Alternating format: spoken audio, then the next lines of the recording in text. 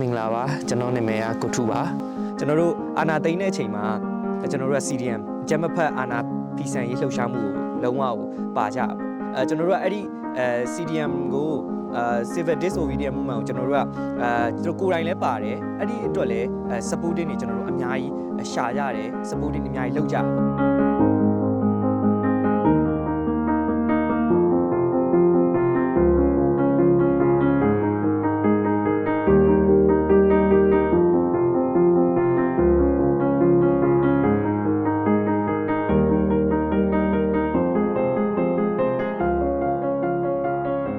လက်နက်ကင်တော်လန်ရေးစရင်တော့လက်နက်ကင်တော်လန်ရေးတဲ့ပါမယ်လို့စဉ်းစားထားပေမဲ့ဒီဘက်မှာရှိတဲ့မိတ်ဆွေတွေရောရင်းနှီးတဲ့ဒါဆရာတချို့ရော medical background ကဆိုရင်စိတ်ပညာအတိုင်းဝိုင်းကဆိုရင်စိတ်ပညာနဲ့ကူတာပိုထိရောက်တယ်မင်းတို့ကျွမ်းကျင်တဲ့အပိုင်းဖြစ်တယ်ဒါဒီမှာလေအများကြီးလိုအပ်လာနိုင်တယ်စိတ်ပတ်ဆိုင်ရတယ်တိုက်ပွဲဆိုတာအခုစတင်ပြီပေါ့နော်ဘယ်လောက်ထိကြာမလဲမသိရတဲ့အတွက်ကျမ်းမာရေးကိစ္စတွေရော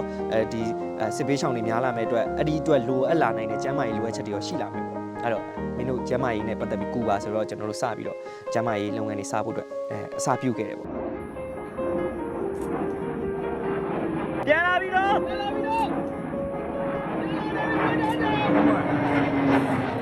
အဲ့ဒီနေ့ည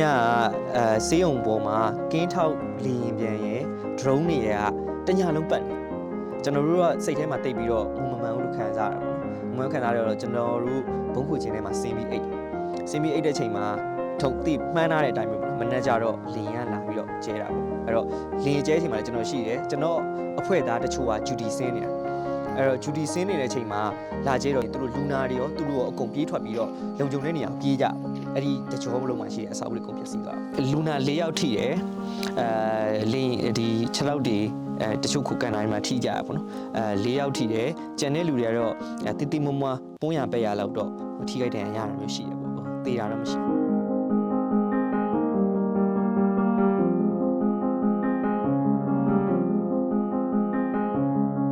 ဆက်စချင်းကျွန်တော်တို့စစ်သုံးမှန်နေမိတာပေါ့စစ်သုံးမှန်နေကူရမယ်ဆိုတော့ကျွန်တော်ပုံမှန်စိတ်နဲ့ဆိုရင်တော့ကျွန်တော်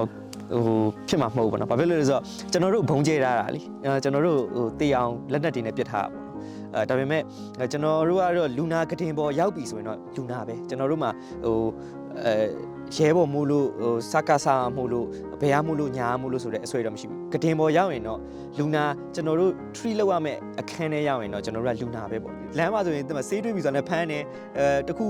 ကျမ်းမိုင်နဲ့သက်ဆိုင်တဲ့ပစ္စည်းတွေနဲ့ဖမ်းတယ်ပေါ့နော်ဒါပေမဲ့ကျွန်တော်တို့ဖမ်းတဲ့ကြားရပဲကျွန်တော်တို့က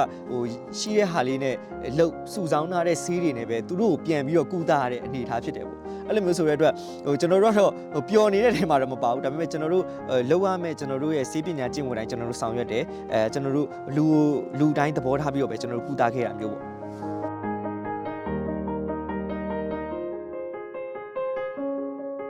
ကျွန်တော်တို့ကတော့လွတ်လပ်နေချင်းပြီပေါ့နော်ဒီစစ်ကောင်စီက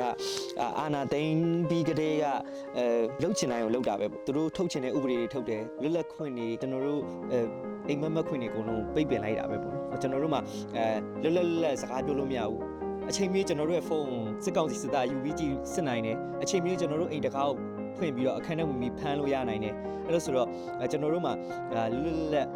ရှင်သန်ခွင့်မရဘူးပေါ့နော်လွတ်လပ်နေခွင့်မရတဲ့အတွက်ကျွန်တော်တို့ပြန်ပြီးလွတ်လပ်ချင်တယ်အဲ့ဒီအတွက်လည်းကျွန်တော်တို့တိုက်ပွဲဝင်နေပါ